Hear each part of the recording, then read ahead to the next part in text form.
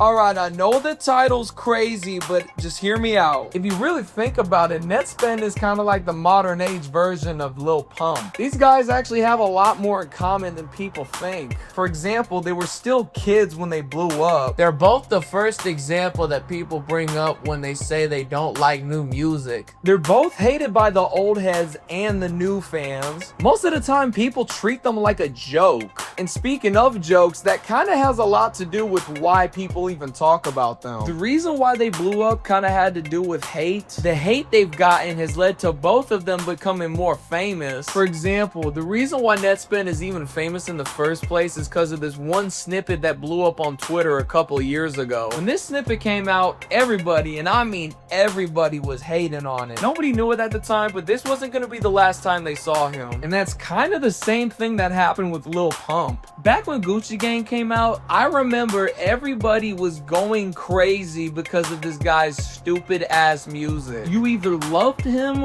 or hated him to death. People used to talk about this man like he was rap Hitler back then. What was different about Lil Pump was that not only the old heads were shitting on him, but a lot of the SoundCloud fans hated him too. All across the board, nobody could understand why this guy was even famous. Sound familiar? And most of the time, people were treating him like a joke. And you've probably heard more about the stupid shit he's gotten into than his actual music. Now, what does this mean exactly for Nettspend's career? I don't really know. They have a lot in common, but they're not exactly the same. But the thing is though, with Nettspend becoming famous off of hate, you can only stay afloat from hate for so long. Because even though Lil Pump was one of the most hated rappers back in the SoundCloud era, that didn't stop him from falling off the face of the earth after a couple of years. Like for example, when was the last time you heard a new Lil Pump song? But the thing is, only time can tell. We can't exactly predict the future, but at the same time, your career isn't gonna last that long based off of hate and memes.